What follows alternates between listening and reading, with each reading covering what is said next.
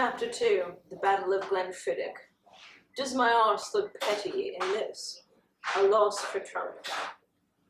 There is admittedly a small thrill to be had when the Donald gets angry over people defying him. However petty a matter may seem to you, to me, or to any rational adult, Drumpf is ready to lose his stuff at the drop of a hat. It's wonderful, and making him throw a childish temper tantrum is a weapon that should be used against him more often. The beautiful Trump-free haven that is whiskey country in the wild borders of Aberdeenshire and Macduff, the Cabrock, is where you'll find the beautiful Glenfiddich distillery. The Grant Gordon family are among the wealthiest people in Scotland, and are very kind and down-to-earth with it. They also seem to care a great deal about the welfare of others and the environment. A visit to their family seat would leave a guest impressed by history and warmth, unlike the ostentatious displays of marble veneer, cheap gold plating, and designer labels that Trump residences are known for. The distillery is spotless and delightful in its countryside setting, with an art gallery, restaurant, and shop. Trump and Melania would probably hate it. The family must have been surprised at the venom Trump directed their way when the public voted for Michael Forbes to be their Glenfiddich Top Scot of the Year in 2012. What was a simple award in celebration of a Scottish spirit and a means to honor someone wound up with Trump making one of his sweeping decrees. Quote, Glenfiddich should be ashamed of themselves for granting this award to Forbes just for the sake of publicity. Glenfiddich is upset that we created our own single malt whiskey using another distillery, which offers far greater products. Trump said, people at our clubs do not ask for Glenfiddich, and I make a pledge that no Trump property will ever do business with Glenfiddich or William Grant and Sons again.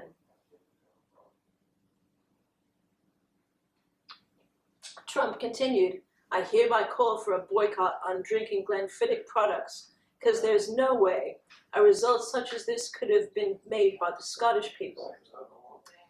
Unquote. The orange toddler added that it was an insult to Scotland itself. Does Trump actually believe that Scotland loves him? That William Grant and Sons would ever have agreed to do a whiskey with him? That the entire 5 million strong Scottish population adores him? Does he really believe that Glenfiddich would fix a people's vote result?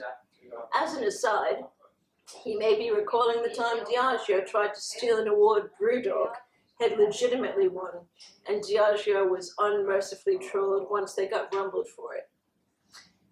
With I hereby call for a boycott on drinking Glenfiddich products, Trump attempted to wage war on the historic, deservedly much-loved distiller.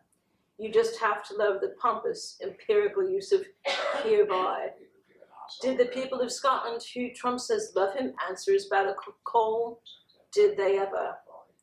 Bottles of Glenfiddich flew off the shelves in Aberdeenshire supermarkets, pubs, and restaurants, and so it proved throughout Scotland.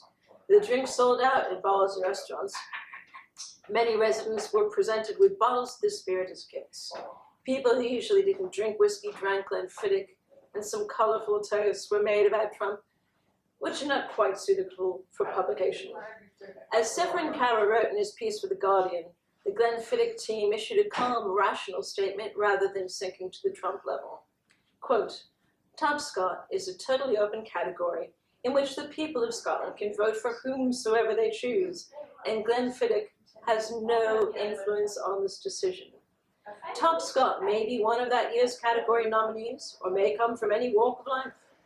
The person receiving the greatest number of votes cast by the people of Scotland wins the award, unquote.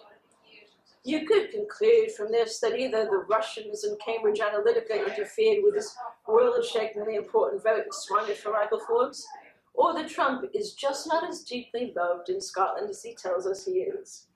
Either way, the clear winners in this skirmish were Mr. Forbes and Glenfiddich.